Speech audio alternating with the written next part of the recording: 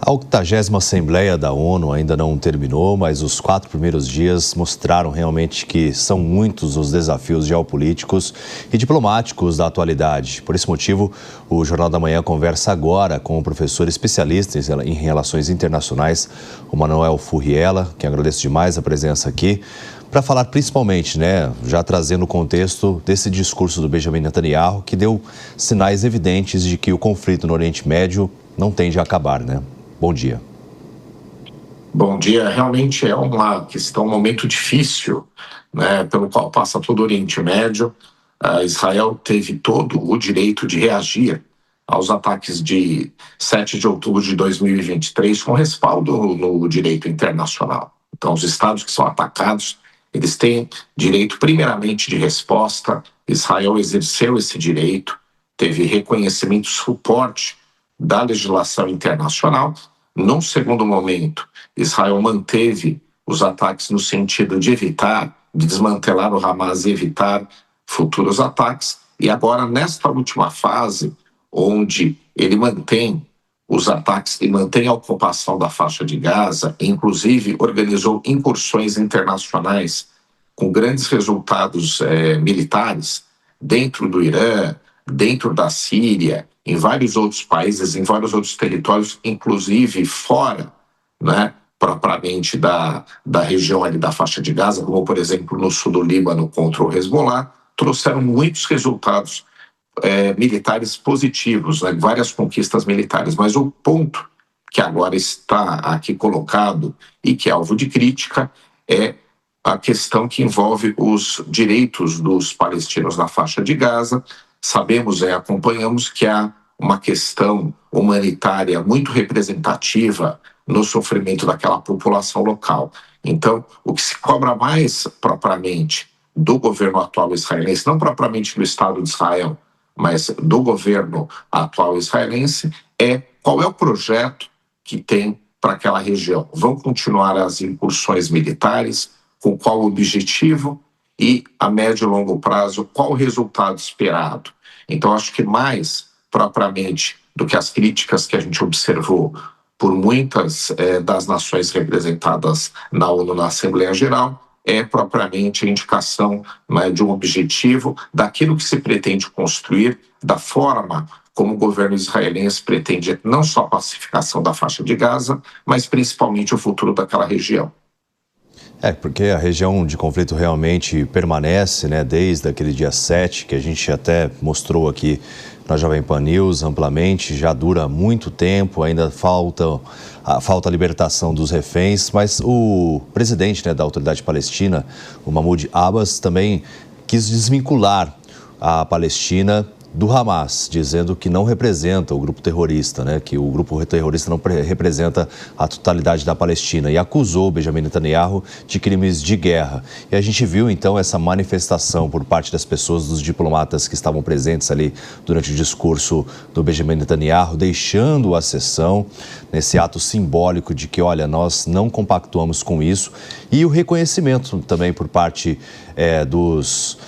das pessoas, que compõem a Europa, dos chefes de Estado, inclusive aqui do Brasil, em relação à Palestina. De que forma que a gente pode interpretar tudo isso em relação ao Oriente Médio?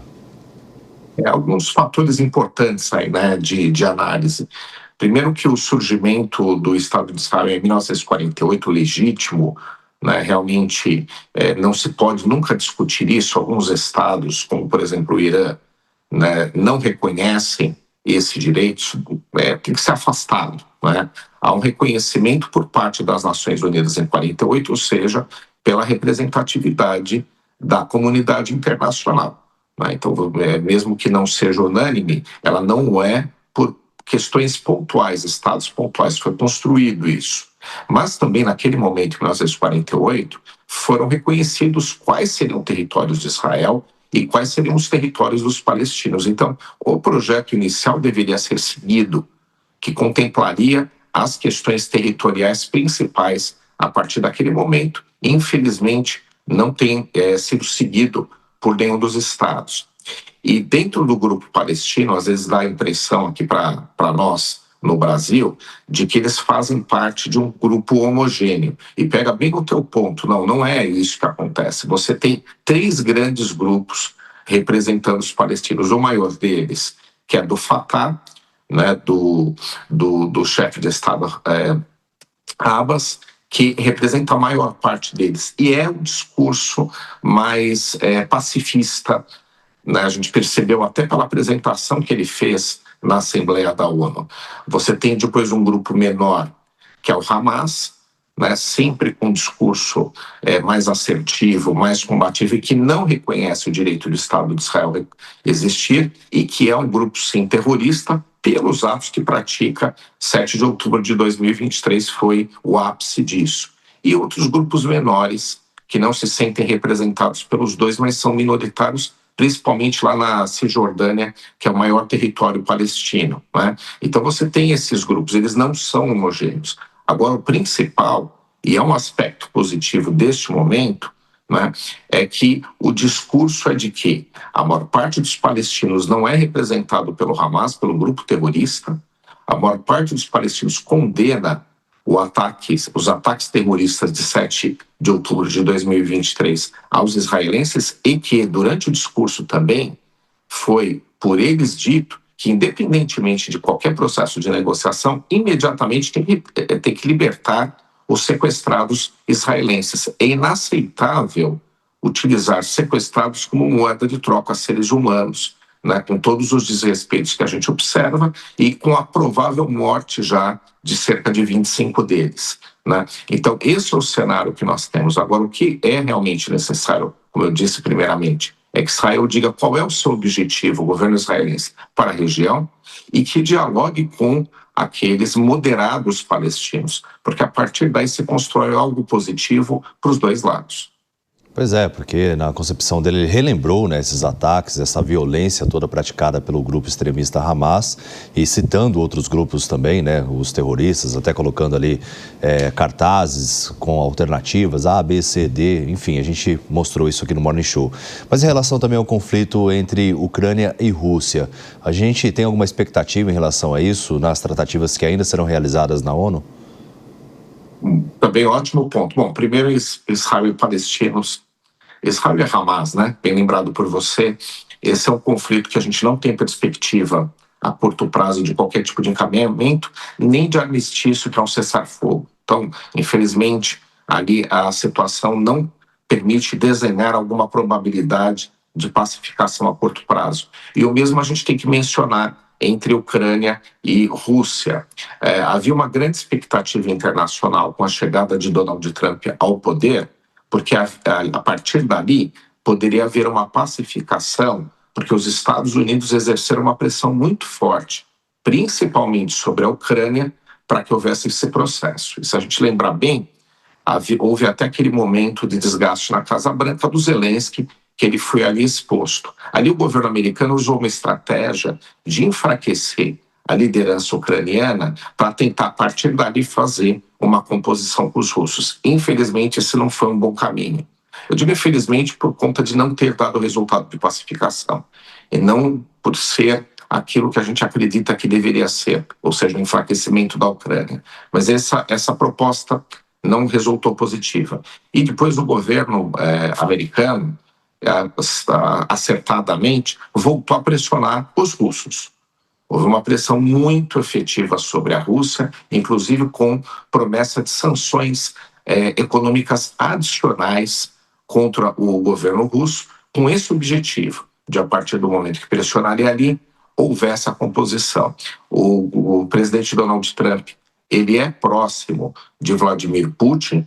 Isso também trazia alguma expectativa de que com essa proximidade fosse construída a pacificação, mas essa agenda também não funcionou, mesmo naquela reunião que parecia muito promissora no Alasca, onde depois, na sequência, os Estados Unidos se reuniram com os principais chefes de Estado da União Europeia.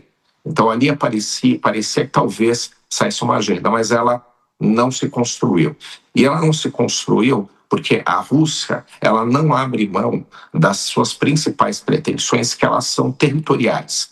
A Rússia ocupa cerca de 22% do território ucraniano no momento e pleiteia a incorporação ao seu território de quase todas essas áreas na Ucrânia, o que se torna inaceitável para o governo ucraniano fazer uma concessão deste tamanho com essa perda territorial.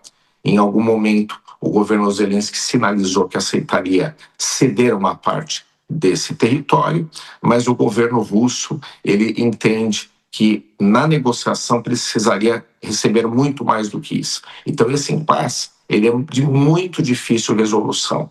E tem um fator que é pouco mencionado, que é o fiel da balança aqui, é a continuação do apoio chinês à Rússia, já que com as sanções internacionais o prejuízo econômico da Rússia é muito grande, mas ele sofre um alívio muito importante, muito representativo, porque a China continua comercializando com a Rússia, continua importando, né, muito da Rússia, o que ainda alimenta a economia russa.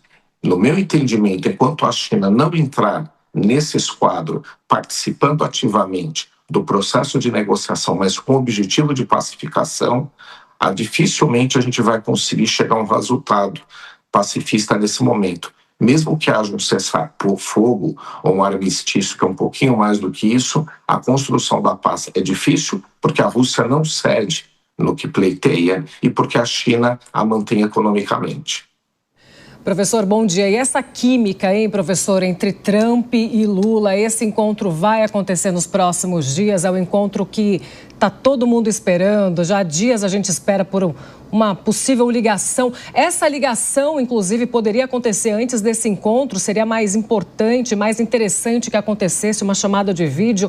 Já, enfim, estratégias acontecendo em relação a esse encontro? Se vai acontecer em um lugar onde Donald Trump descansa? Se vai acontecer em um lugar onde Donald Trump, enfim, tem um lugar mais pacificador aí para acontecer esse encontro dos dois? O que esperar nos próximos dias, professor? Bom dia para você também. Bom, o que a gente tem aqui é interessante, né? Porque ainda há quem se surpreenda com Donald Trump. O fato é que ele é um empresário que construiu toda a sua carreira com negociações em mesas de negociação, difíceis mesas de negociação, de negócio. É aquele empresário investidor agressivo que faz negócios ousados. Então, toda vez que ele toma uma decisão que é considerada polêmica, por exemplo, essa aproximação com o presidente atual do Brasil, a gente não pode ter dúvida que é por conta da forma como ele imagina que negocia os interesses norte-americanos, né? Então, as sobretaxas que o governo americano decidiu aplicar ao Brasil, elas eram de 3 ordens. Uma, porque mudou a regra internacional. O governo americano atual está sobretaxando o mundo inteiro invariavelmente entre 10% e 15% de sobretaxa. Então, é outra régua, a gente também entra nessa, né? Então, o mundo todo está nisso. Outro ponto era por questão de sanções internacionais ao Brasil, né? A gente sabe que havia críticas em relação às decisões do Supremo Tribunal Federal em relação ao ex-presidente Bolsonaro, né? Também, né, então, por conta desse alinhamento político do governo americano com o presidente anterior brasileiro, e também o outro fator também que não é muito mencionado e que é verdade é que o governo brasileiro atual também não construiu boas pontes com o governo americano, né? Isso é uma questão de pragmatismo, não de submissão. Os governos eles têm que construir pontes e tradicionalmente o Brasil faz isso. Ele se relaciona bem com qualquer país independentemente do governo. Tanto é verdade que o governo Lula, durante a gestão de George Bush Filho, que também era seu antagonista, construiu algo produtivo naquele momento. Então o Brasil estava com esses 3 vieses. E aí o governo americano, né, decidiu pegar essa questão de sanções contra o Supremo e tirar um pouco dessas tarifas e colocar na Lei Magnitsky, aplicando outro tipo de sanção. Então tira um pouco essa questão da tarifa. Então um dos pontos que eu falei, ele fica muito diminuído de importância, fica meio sem sentido aplicar sanção a partir dali. Usa a Lei Magnitsky e outros tipos de sanção que o governo americano pode aplicar. E aí vem essa questão de relacionamento entre os dois, que talvez dê para, a partir de agora, colocar no pragmatismo. A gente não pode acreditar que há um alinhamento entre os dois, isso Lula e Trump. Não há, nem vai haver, e é totalmente irrelevante caso eles levem para o pragmatismo negócios entre os países. Os Estados Unidos já perceberam que, mantendo as sobretaxas que ainda persistem, né, já que eles ainda já tiraram quase metade delas, traz prejuízo econômico aos interesses americanos. Né? Então você já tem uma questão de inflação de café, carne, laranja, né? Isso já existe nos Estados Unidos por conta das sobretaxas ao Brasil. Então isso é desinteressante aos Estados Unidos. Então acho que a gente está agora num momento onde eles podem construir uma conversa pragmática e, a partir dela, não prejudicar aos olhos de Donald Trump os interesses americanos, os negócios dos Estados Unidos. Eles vão manter alguma sobretaxa, não tenho nenhuma dúvida. Sobre o aço, por exemplo, não há conversa que tire essa, mas há conversa que tire daqueles produtos que os Estados Unidos querem continuar importando do Brasil. Agora, está uma conversa que é puro business aos olhos americanos. Bom, nós conversamos com o professor e especialista em relações internacionais, Manuel Furriela, a quem eu agradeço demais por todos os esclarecimentos, né? E vamos aguardar as novas tratativas em relação à ONU. Muito obrigado pela participação aqui no Jornal da Manhã. Um ótimo final de semana a todos.